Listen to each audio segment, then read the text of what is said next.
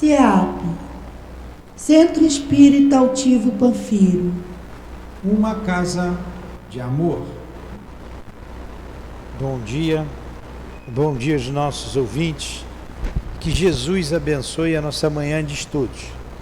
Vamos dar continuidade ao estudo das obras de Leon Denis, o livro O Problema do Ser e do Destino.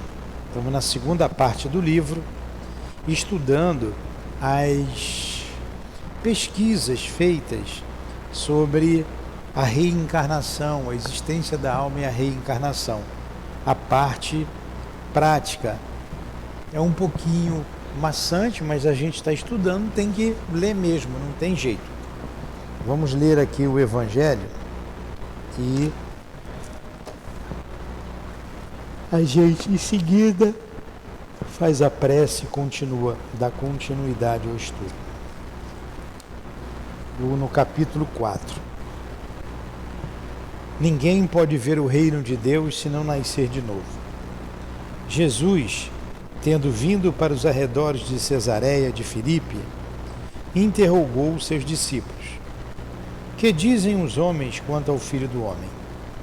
Quem dizem eles que eu sou? E os discípulos lhes responderam: Uns afirmam que és João Batista, outro que és Elias, outros que és Jeremias ou algum dos profetas.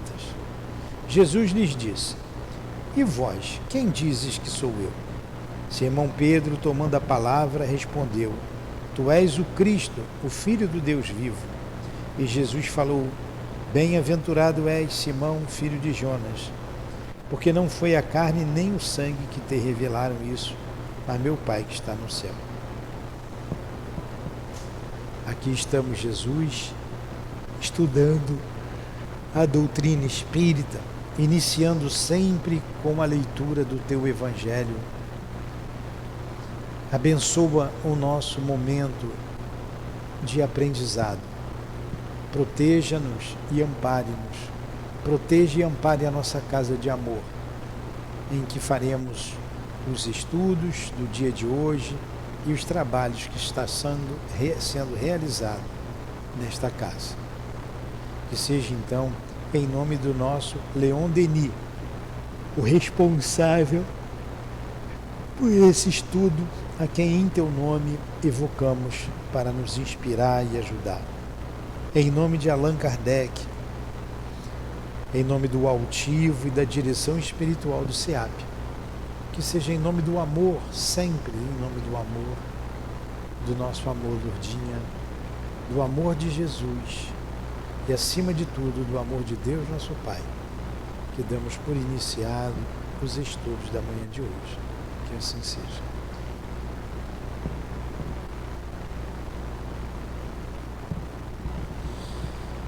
Então vamos lá.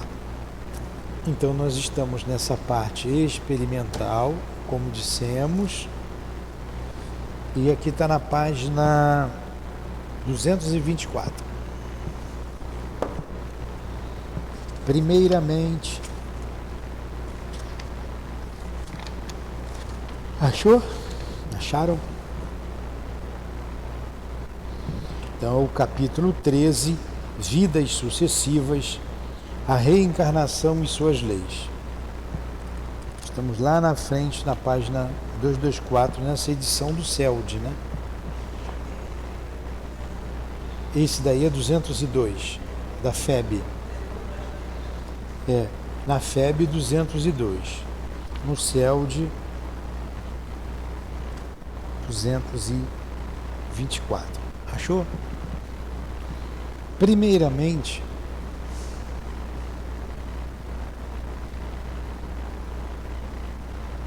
depois do asterístico, tem um asterístico aí, uma florzinha, eu não sei o que é isso aqui.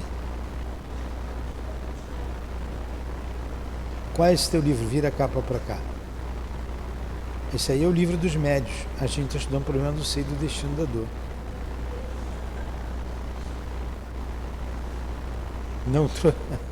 Não trouxe o Problema do Ser? Eu sabia que tinha alguma coisa errada, né?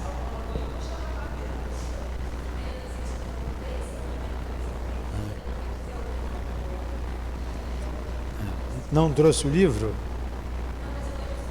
Tá. Primeiramente, convém mencionar uma série de experiências feitas em Paris com Laurent V., jovem de 20 anos, que morava na escola politécnica e frequentava o curso de licenciatura em filosofia. Os resultados destas experiências foram publicados em 1895, nos Anais de Ciências Psíquicas do Sr. de Rochat.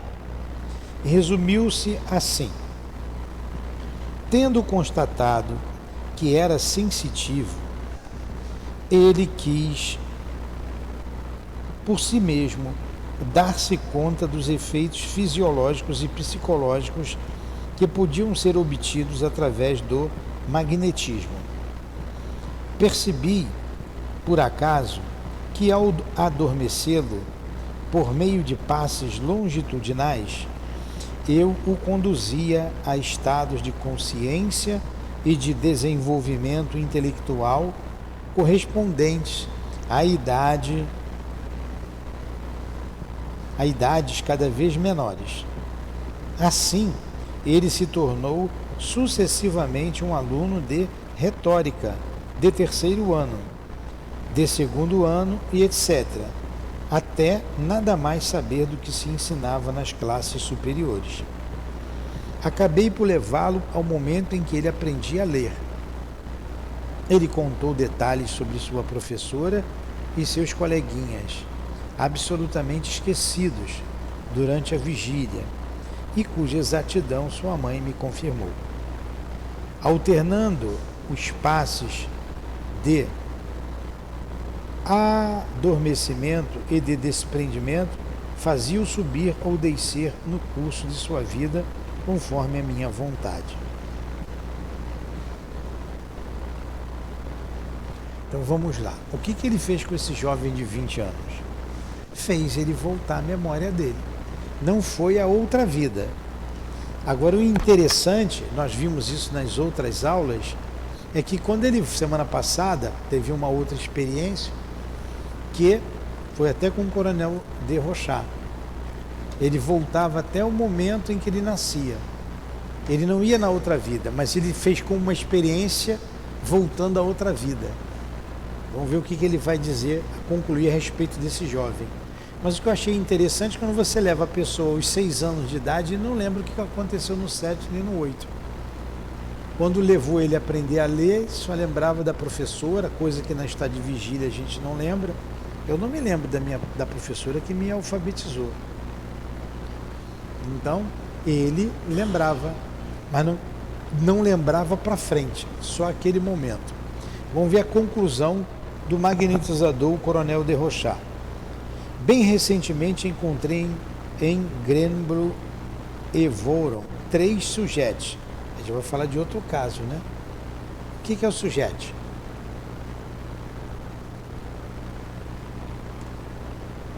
É o sensitivo, que possuíam faculdades semelhantes, cuja veracidade pude comprovar. Tendo tido a ideia de continuar os passos de adormecimento, depois de tê-los conduzidos à mais tenra infância, e os passos de desprendimento, depois de tê-los trazido à idade atual, fiquei muito admirado ao ouvi-los descrever sucessivamente os principais acontecimentos de suas existências passadas e seu estado entre duas vidas. As indicações, que jamais variavam, eram tão precisas que pude fazer investigações. Constatei, assim, que os nomes de lugares e de famílias que faziam parte dos seus relatos existiam realmente, embora durante a vigília eles nada lembrassem sobre eles, sobre os personagens obscuros que eles teriam sido anteriormente. Nenhum vestígio de registro civil pude encontrar. Citamos outros detalhes complementares extraídos de um estudo do Sr. de Rochat mais extenso que o precedente. Então, nesse caso desses três sujeitos, também eles voltaram até a vida presente, não voltaram na vida anterior, fazendo-os lembrar de detalhes. Agora, tem médium que consegue lembrar muito bem da sua infância até da sua infância. Engraçado, a Adilane, ela lembra quando ela engatinhava. Não é normal isso, né? Lembra de tudo.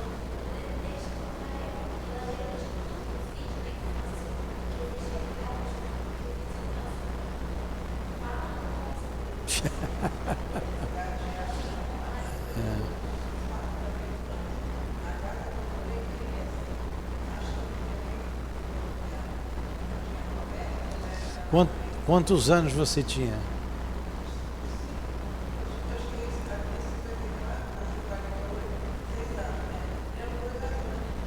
É, 6 anos dá para lembrar alguma coisa. Mas engatinhar com meses. Ela lembra quando ela mamava no seio da mãe. Ela lembra de tudo. Como é que pode? Que legal nada. Agora, e ela lembra até de outras vidas. Ela lembra de outras vidas. Então vamos ver aqui outra experiência que esse coronel de Rochas fez, fazendo adormecer o sensitivo lá, os sujeitos. Ele diz assim: estes sujeitos não se conheciam. Uma, chamada Josefina, tem 18 anos e mora em Voron. Não é casada. A outra, Eugênie, tem 35 anos e mora em Grenoble. Eu não sei esses nomes aqui, vou falar do meu jeito. É viúva, tem 2 filhos e possui uma natureza apática, muito fraca e pouco curiosa. As duas têm boa saúde e uma conduta regular. Conhecendo suas famílias, pude verificar a exatidão de suas revelações retrospectivas em uma grande quantidade de detalhes, sem nenhum interesse para o leitor.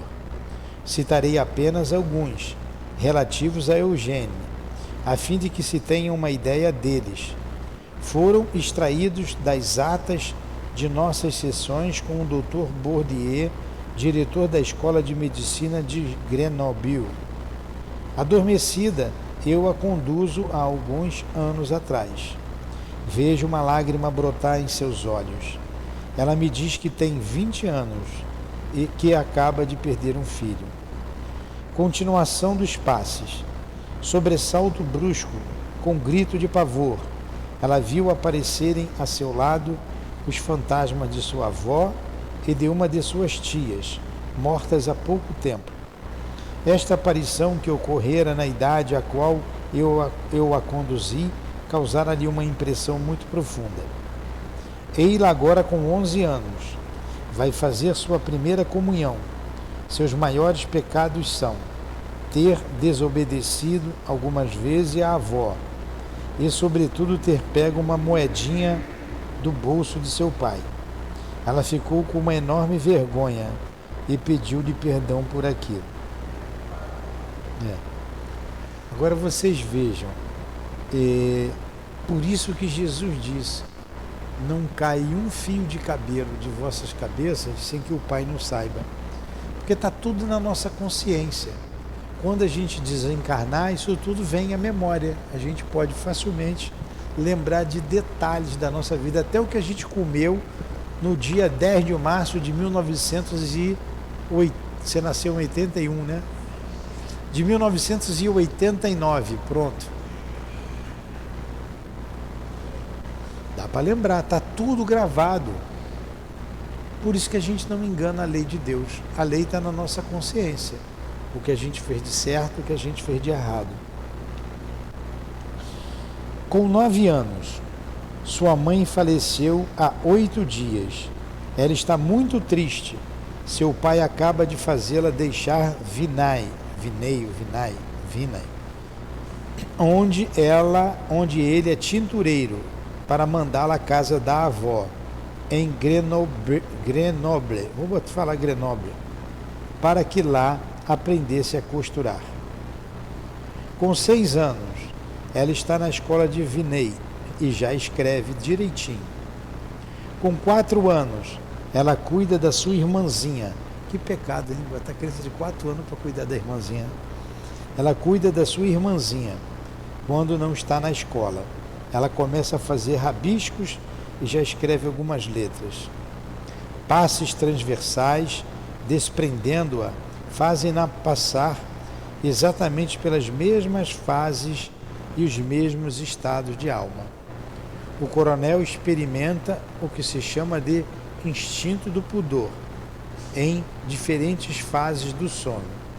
Ele levanta levemente o vestido de Eugênie, que toda vez recompõe com veemência ou dá-lhe uns tapas. Bem pequenina, ela não reage mais contra essa atitude. Seu pudor ainda não tinha despertado. Interessante, né? Olha a pesquisa que ele foi fazer, a moça. Aí quando criança, a criança não tem maldade. Então a criança pôde lembrar de tudo até os 4 anos.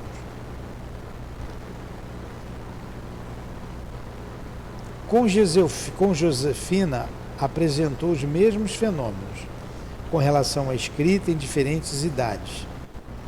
Até aqui, até a sua instrução aos 18 anos, essa tinha 18 anos, né? Até aqui caminhamos em um terreno firme. Observamos um fenômeno fisiológico dificilmente explicável, mas que numerosas experiências e verificações permitem considerar como verdadeiro. Vamos agora entrever horizontes novos. Deixamos Eugênie no estado de bebezinho, amamentada por sua mãe. Aprofundando bastante seu sono, determinei uma mudança de personalidade. Ela não estava mais viva. Vagava em uma semi-obscuridade, não tendo pensamento, nem necessidades, nem comunicação com ninguém. Em seguida, recordações ainda mais remotas. Anteriormente, ela fora uma menininha morta bem novinha, de uma febre ocasionada pela dentição. Vê seus pais chorando à volta do seu corpo, do qual ela se separou bem depressa. Antigamente se morria por qualquer bobagem, né? Inflamação no dentição. Aí você vê o sentimento de pai e mãe, sempre foi o mesmo. A gente imagina, né? Ela morrendo bem novinha e os pais chorando ali de dor. Depois procedia ao despertamento com passes transversais. Neste processo, ela percorreu em sentido inverso todas as fases assinaladas precedentemente, dando-me novos detalhes, provocados por minhas perguntas. Algum tempo antes de sua última encarnação, sentiu que deveria reviver em certa família. Aproximou-se daquela que devia ser sua mãe e que acabara de conceber. Entrou pouco a pouco, paulatinamente, o pequenino corpo. Até os 7 anos ela viveu em parte fora desse corpo carnal, que via nos primeiros meses de sua vida, como se estivesse no exterior. Na ocasião, não distinguia bem os objetos materiais que a rodeavam, mas, em compensação, tinha a percepção de espíritos flutuando ao seu redor. Uns muito brilhantes, protegiam-na de outros sombrios e malfazejos, que tentavam influenciar seu corpo físico. Quando estes últimos conseguiam o seu intento, provocavam aqueles acessos de raiva que as mamães chamam de manha. Seguem-se longos detalhes muito interessantes, aliás, sobre outras existências da personalidade que, por último, foi Josefine. E o Sr. de Rochard concluiu assim: é muito difícil, de certo, conceber de que modo ações mecânicas como a dos passes, determinem o fenômeno da regressão da memória, de maneira absolutamente precisa, até um determinado momento, e que estas ações continuadas, exatamente da mesma forma, mudem bruscamente em tal momento seu efeito, originando apenas alucinações. Então vamos lá. Ele fez experiências fazendo a criança voltar. E nós já vimos experiências anteriormente da reencarnação. Mas aqui no caso da Josefina, ele fez até ela reencarnar como Josefina. Falou que na vida anterior ela desencarnou como criança, por causa de uma inflamação, era um bebê, né? De inflamação dentária, e os pais estavam chorando. Ponto. A gente faz essa experiência com os suicidas, como eu já disse, e é muito interessante. Eles já estão desencarnados, mas a lembrança deles é da última encarnação. E eles estão com um pensamento fixo no suicídio, o que ocasiona muita dor, muita dor. Ele sente a dor, uma dor pungente no local em que ele o atingiu. Um punhal no coração. Ele está com uma dor alucinante no coração. E ele vê o punhal ali. A corda no pescoço. Ele está sem ar. Está passando mal. Então eles estão fixos, todos os casos que nós atendemos aqui, fixos, com a mente fixa no momento da dor, do suicídio. E o que a gente precisa fazer? Não adianta dar passe, deixar para lá e mandar embora. A gente tem que tirar ele daquele momento. A gente faz exatamente como o Dr. Desrochers fez. Só que creio que os passes são dados pelos espíritos. Os médios botam uma mão aqui na frente. Aí a gente volta, olha, você antes, como às vezes tem gente muito jovem, 16 anos, 15, se suicidando, a gente volta um pouquinho, ó, dias antes dos suicídios, um momento, aí vai voltando 15, 16 anos, um momento de felicidade na sua família, um momento em família, um almoço de domingo, uma brincadeira. Eu volto logo à infância, 10 anos, porque muitos casos de 15, 16 anos de suicídio é muito doloroso. O espírito continua ainda com aquela dor. Aí eu volto a 10 anos de idade, ali. 10 anos de idade. Aí eles estão brincando, coisa de criança. Aí o pensamento sai da dor. E imediatamente o médium, ele mostra uma outra feição, uma feição mais aliviada. Porque no momento o médium está mostrando toda a agonia do espírito. O rosto cheio de dor, né? A contração no corpo físico. E quando você retorna aos 10 anos de idade, aos 5, eles até sorriem, aos 4, aos 3, aos 2 aninhos. Eu pergunto, com 1 aninho você já anda? Um diz que anda, outro diz que não anda. Às vezes eu até brinco, você era gordinho ou magrinho? Gordinho, então você gostava de comer, né? Até para descontrair um pouco. Mas você está lá, está vendo, né? Aí eles vão voltando. Eles estão se... Está vendo como não é à toa? Eles desprendem daquela ideia física, daquela ideia da dor física. Isso lá no Hospital Maria de Nazaré eles vão fazer ainda com mais profundidade depois. Porque se eles forem do mesmo jeito para lá, não havia o porquê vir aqui. Levava direto para lá. Então eles têm que sair daqui melhores. Eles estão com saudade da família. A gente vê que aquilo não resolveu o problema deles. Vem. O que eu tenho visto aqui, na grande maioria, pouquíssimos casos, mas na grande maioria os familiares vêm que podem vir. Quando não pode, eles veem que está encarnado, mas pelo menos o guia sempre está junto, uma avó, é uma esposa, é uma mãe, e eles ficam mais felizes por isso.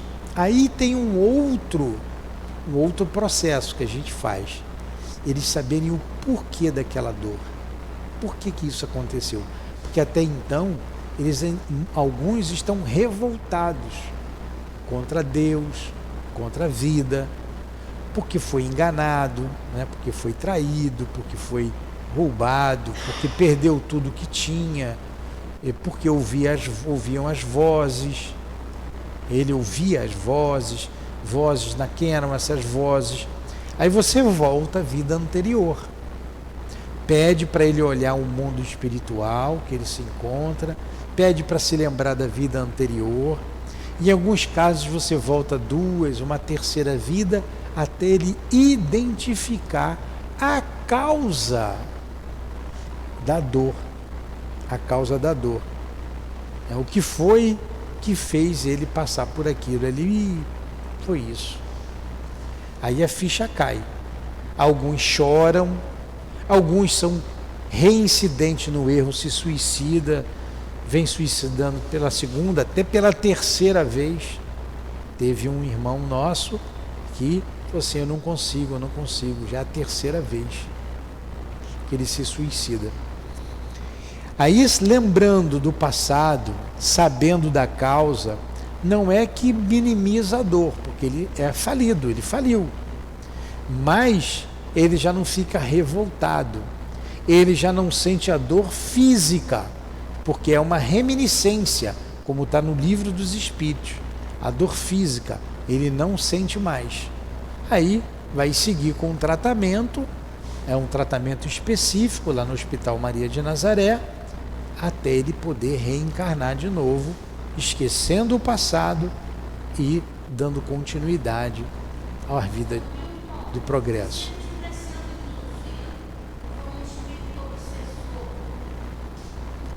Olha, aqui não é espírito obsessor, porque é um trabalho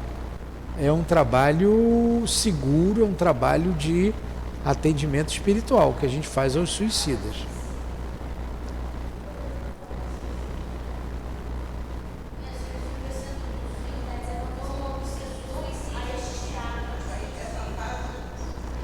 Mas não é o caso do trabalho aqui na casa. Ah, essas vozes que o levaram ao suicídio, é isso, Jussara?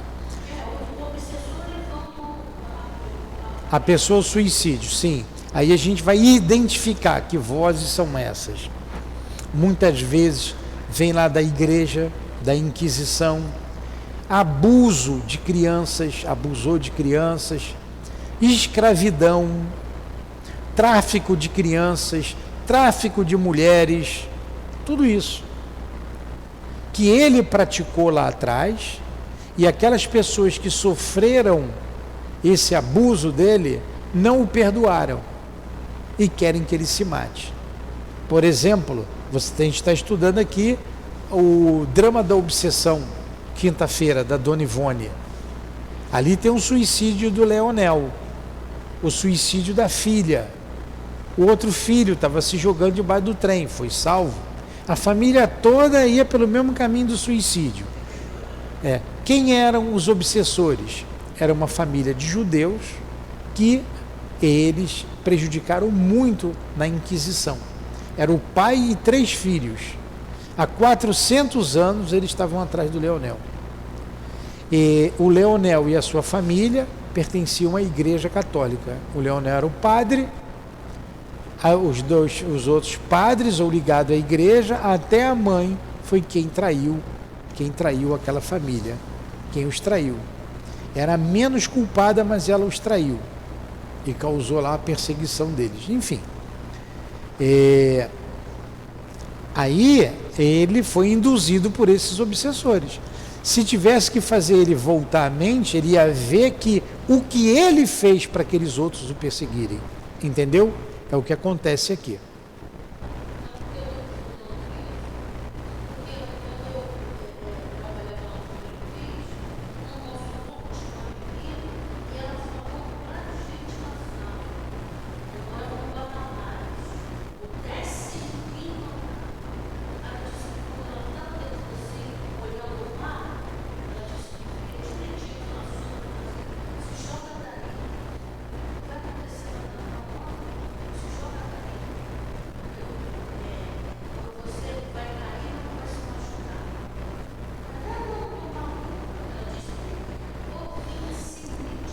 É isso aí.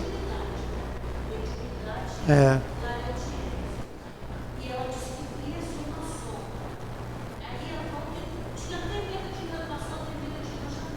Pois é isso aí.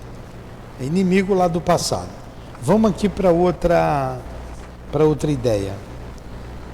Nada acrescentaremos a estes comentários, temendo apequená-lo. Olha o respeito de Leon Denis ao que o outro escreveu, né? Preferimos passar diretamente a outra série de experiências do Senhor de Rochas, feitas em Aix, em Provence. Experiências relatadas sessão por sessão nos anais das ciências psíquicas, de julho de 1905. O sujeito é uma jovem de 18 anos, gozando de perfeita saúde e jamais tendo ouvido falar de magnetismo, nem de espiritismo. A senhorita Marie Mayo é filha de um engenheiro francês, falecido no Oriente. Foi educada em Beirute, onde foi confiada aos cuidados de criados nativos. Lá aprendeu a ler e a escrever em árabe.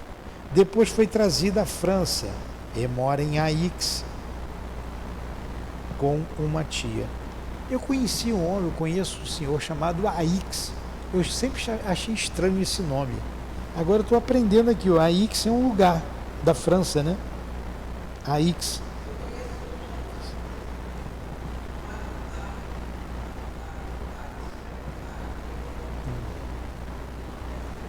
Diferente. As sessões tinham por testemunhas o doutor Bertrand, ex-prefeito de Aix, médico da família, e o senhor Lacoste, engenheiro a quem se deve a redação da maioria das atas. Estas sessões foram numerosíssimas. A catalogação dos fatos toma 50 páginas dos anais. As primeiras experiências ocorridas em dezembro de 1904 tratam da renovação das lembranças da vida atual. O sujeito, mergulhado na hipnose pelo coronel de Rochas, recua gradualmente no passado e revive as cenas de sua infância. Fornece nas diferentes idades espécimes de escritas que podem ser verificados. Com 8 anos ela escreve em árabe e traça caracteres que mais tarde esqueceu. Obtém-se em seguida a renovação das vidas anteriores, alternadamente subindo a cadeia de suas existências ou então descendo-a de volta à época atual sob a influência dos processos magnéticos que citamos. O sujeito passa e repassa pelas mesmas etapas, na mesma ordem, seja para diante, seja para trás, com uma lentidão, diz o coronel, que torna as explorações difíceis, para além de certo número de vidas e de personalidades. A simulação não é possível. Maio atravessa os diferentes estados hipnóticos e em cada um deles manifesta os sintomas que o caracterizam. Em diversas ocasiões, o Dr. Bertrand constata a catalepsia, a contratura, a insensibilidade completa. Maio passa a mão por sobre uma vela sem senti-la. Ela não sente em absoluto o amoníaco. Seus olhos não reagem à luz. A pupila não se impressiona ao aproximar-se bruscamente ou afastar-se rapidamente de seus olhos uma lâmpada ou uma vela. Em compensação, a sensibilidade à distância é muito acentuada, o que demonstra evidentemente os fenômenos da exteriorização. Citemos as atas. Então, o que ele está falando aqui? É o que eu disse, isso é maçante, a gente está lendo, mas está lendo a experiência feita, constatando a lembrança do espírito e outras vidas. Então, essa menina chamada Maio foi a várias existências anteriores. Entendeu, Selma? Eu sei que está meio difícil para você, Mas é a mesma coisa que eu pegar você aí e eu vou fazer você voltar com um passe longitudinal, com um magnetismo, vou relaxando você, vou fazer você lembrar o que você fazia quando você tinha 20 anos, quando você tinha 15, quando você tinha 10, quando você tinha 3, 2, você vai lembrar de tudo. Como você está lembrando aqui agora desse momento aqui que eu estou falando, delas sentadas aqui,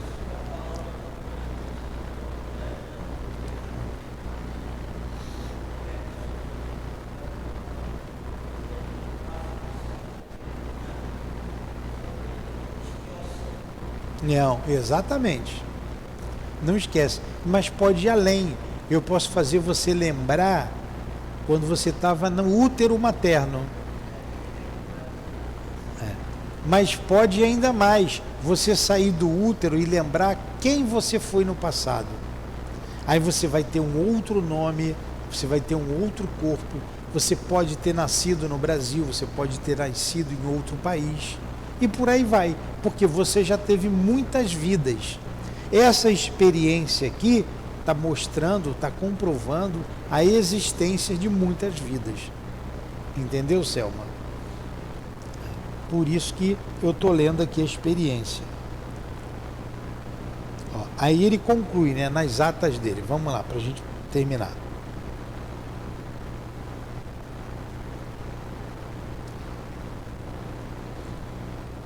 Faz com que Maio é o nome da moça, volte no curso do tempo.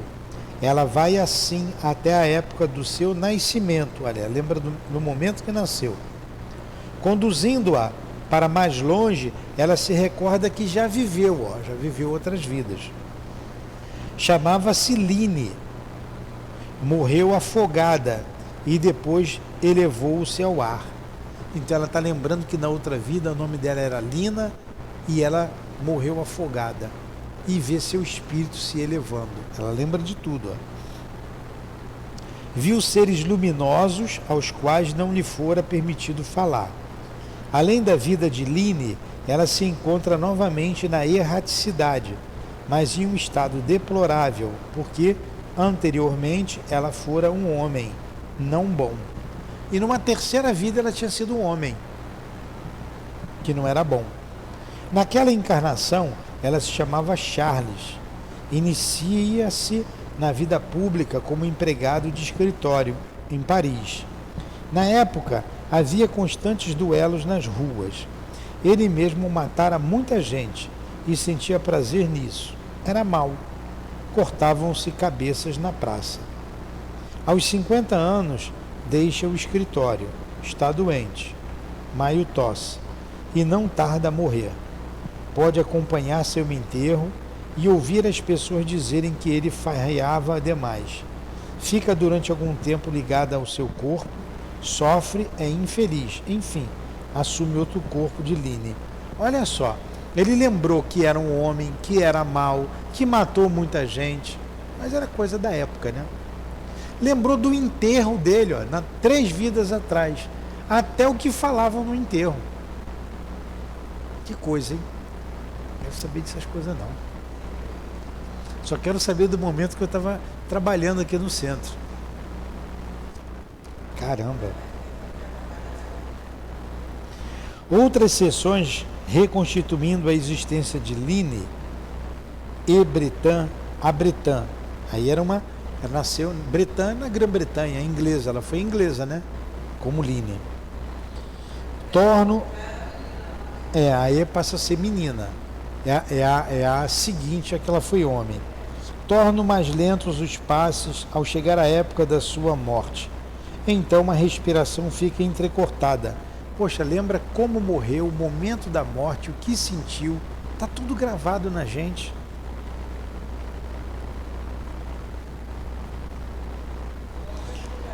O corpo se balança como se estivesse ao sabor das ondas e ela sofre sufocações.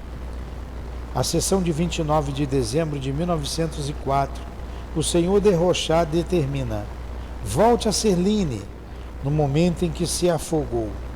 Olha, ela morreu afogada.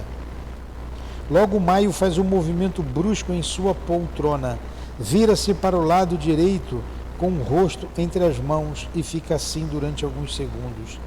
Dir-se-ia uma primeira fase do ato cometido voluntariamente, pois se Line morreu afogada, foi um afogamento voluntário, um suicídio, o que dá à cena um aspecto bem particular, bem diferente de um afogamento involuntário. Olha que coisa, hein? Um dia, com a permissão dos guias, nós precisamos fazer uma regressão numa menina. E ela estava com vontade de se matar. Ela ia cometer o suicídio. Já estava resolvida a cometer o suicídio. Aí nós fizemos essa regressão. Interessante que ela voltou na vida passada. Fizemos esse processo aqui. Vida intrauterina. Você é um espírito. Eu não fui muito além, só mostrei a vida ali que ela era espírito. Ela começou a chorar, ela voltou, eu trouxe ela de volta. Ela lembrou que tinha se suicidado pelo mesmo motivo pelo qual ela estava passando agora. Então ela se suicidou por um motivo, que é esse motivo aqui. Esse foi o motivo, que eu não vou dizer qual é. Ela se suicidou, voltou na mesma família, o mesmo pai, a mesma mãe, a mesma dor. E qual foi o lado positivo disso? Ela chegou à conclusão que não morre e que ela não pode se suicidar. Eu falei, então você toma uma solução, dá uma solução para o seu problema. Ela, eu vou fazer isso. Depois nós falamos com ela, e aí? Resolveu? Ela, resolvi, tio. Obrigado. A gente ganha o dia, né? Ganha o ano. Fica feliz.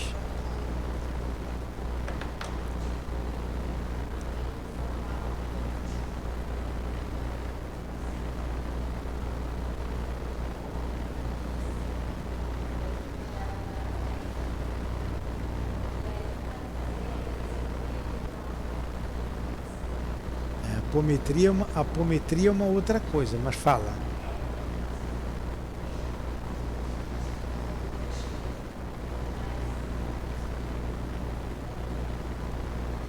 É porque não era para fazer. Você quis fazer?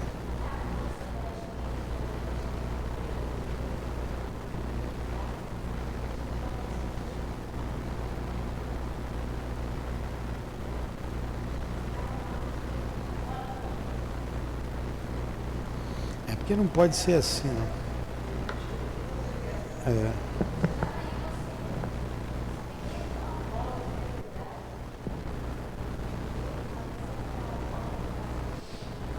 É porque se não fizer direito pode trazer problemas nas consequências. Depois Maio volta-se bruscamente para o lado esquerdo, precipitam-se e tornam-se difíceis os movimentos respiratórios. Olha aí, se você larga a pessoa nessa situação, você vai deixar ela em situação difícil. O peito se eleva com esforço e irregularmente. O rosto exprime ansiedade e angústia, os olhos ficam esbugalhados. Faz movimentos de deglutição, como se engolisse água, mas contra sua vontade, pois se vê que ela resiste. Nesse momento, ela dá gritos inarticulados, contorce-se mais do que se debate, e seu rosto exprime um sofrimento tão real que o Senhor de Rochard ordena-lhe que envelheça algumas horas. Depois pergunta-lhe: você se debateu por muito tempo? Resposta: sim. Foi uma morte ruim? Sim. Onde é que você está? No escuro. 30 de dezembro de 1904. E aí ela para aí. Aí vai vir a existência, tudo bem. 30 de dezembro de 1904, a existência de Charles movida, que foi uma das existências dela, que ela foi homem, de Charles. Maio. Foram 3 que ele foi aqui. Maio descreve uma das fases da doença que o consome. Ela parece experimentar todas as características das doenças do peito, opressão, penosos acessos de tosse. Morre e assiste seu enterro. Havia muita gente acompanhando seu enterro? Não. O que diziam de você? Coisa nada boa, não é? Lembravam de você? Lembravam que você tinha sido um homem mau? Ela hesita e fala baixinho. Sim. Lembrando do enterro que falavam no enterro lá. Cuidado que vocês falam no velório dos outros, hein? Orem pela sogra, orem pela... Em seguida, ela se encontra na escuridão. O coronel a faz atravessá-la bem depressa e ela reencarna em Bretanha. Ela se vê criança, depois moça, está com 16 anos e ainda não conhece seu futuro marido. Com 18 anos, encontra-o. Casa-se com ele pouco depois e torna-se mãe. Aí assistimos a uma cena de parto de um realismo impressionante. O sujeito vira-se na poltrona, seus membros se enrijecem, seu rosto se contrai e sua dor parece tão intensa que o coronel lhe ordena que passe rapidamente por este momento. Se ter filho agora já é meio complicado, imagina naquela época que não tinha os recursos que a ciência teve hoje. Quantas mães morriam? Bebê atravessado não tinha parteira que ia dar jeito. Bebê sentado, muitas mães morriam no parto. Deus, caramba, insuportável a dor, né? Ela está com 22 anos, perdeu o marido em um naufrágio e seu filhinho morreu. Se morria muito facilmente naquela época, né? E com muita tenridade. Morreu o marido, morreu o filhinho. Também já morreu meu pai, morreu minha mãe, morreu minha esposa, meus amigos.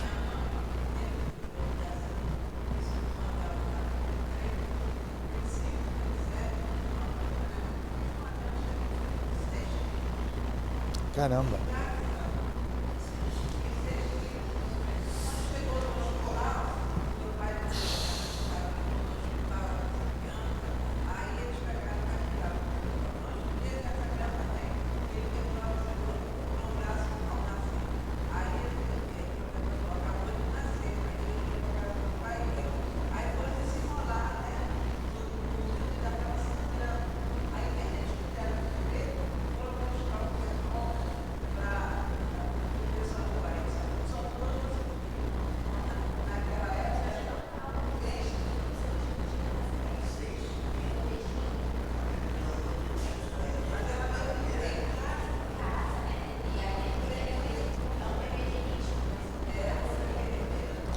Nasceu um bebê de 6 quilos, coitada da mãe.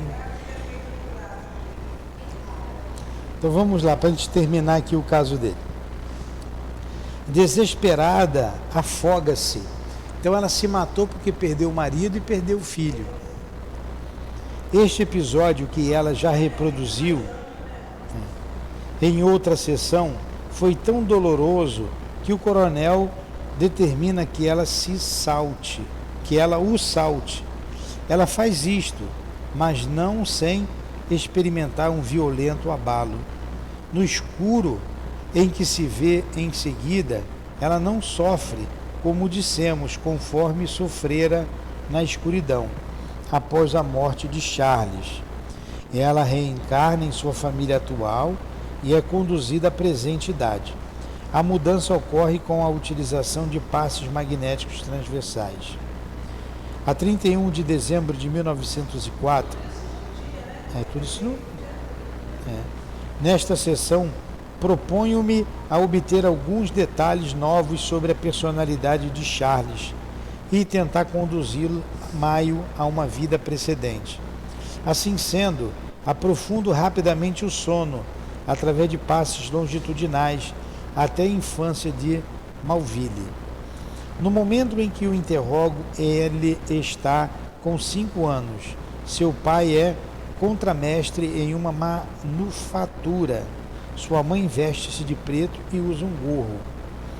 Continua aprofundado no sono. Antes do seu nascimento, ele está na escuridão. Sofre anteriormente. Ele fora uma dama cujo marido era nobre, ligado à corte de Luís XIV. Chamava-se Madeleine de Saint-Marc. Pesquisa sobre a vida desta dama. Conheceu a senhorita de sei lá, esse nome aqui, que lhe era simpática. Quase não conhece a senhora Montespan, a senhora Maintenon, a desagrada. Dizem que o rei a desposou secretamente. Aí ela responde: ora, é apenas sua amante. Antes de ser Carlos, ela foi amante do rei, viu? E o rei, o que acha dele? É um orgulhoso. A senhora conhece o senhor Sacarron? Meu Deus, ele é feio demais. A senhora viu o senhor Molière representar? Sim, mas não gosto muito dele. Conhece o senhor Corneille? É um selvagem. E o senhor Racine? Conheço principalmente suas obras, gosto muito delas. Então ele pegou alguns personagens da época que foi perguntando a ela, e ela dizendo que conhecia, de que ela gostava, de que ela não gostava. Proponho fazê-la envelhecer para que ela veja o que lhe sucederá mais tarde. Ela se recusa terminantemente a isso. Determino com autoridade, mas é inútil. Só consigo vencer-lhe a resistência, por meio de enérgicos passes transversais, dos quais ela tenta esquivar-se a todo custo. No momento em que paro, ela está com 40 anos. Deixou a corte, tosse e sente-se doente no peito. Faço-a falar de seu caráter. Confessa que é egoísta e é invejosa, sobretudo das mulheres bonitas. Com 45 anos ela morre tísica. O que é a tísica? É tuberculose, é isso mesmo. É a tuberculose. Morre de tísica. Assisto a uma curta agonia e ela entra na escuridão. Detenhamo-nos um instante para considerar o conjunto desses fatos, buscar garantias de autenticidade que apresentem e extrair deles ensinamentos. Uma coisa nos impressiona, em primeiro lugar, é em cada vida renovada a repetição constante, ao longo de múltiplas sessões, dos mesmos acontecimentos da mesma ordem, seja ascendente, seja descendente, de forma espontânea, sem hesitação, erro ou confusão.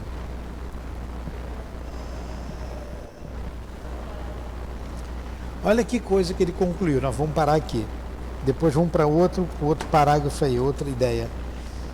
Vocês estão gostando desse estudo? Dessas experiências? É.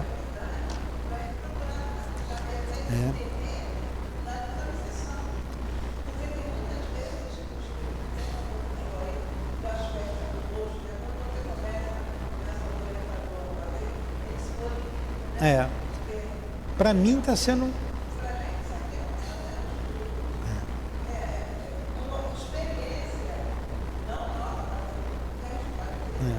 Para mim está sendo muito bom por causa do trabalho ali. A gente está fazendo direitinho.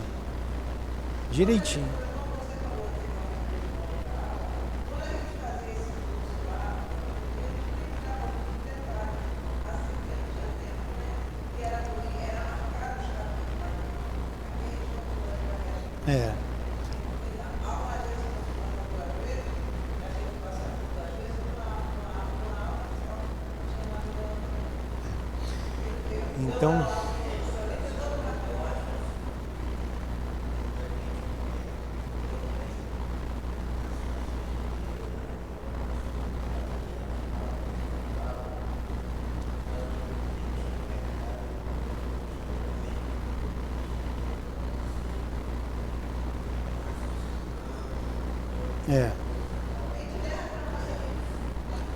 Então vamos fazer a nossa prece e eu vou conversar com você.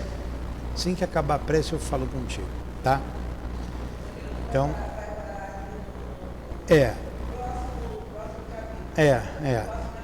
próximo asterisco. Querido Jesus, terminamos o nosso estudo.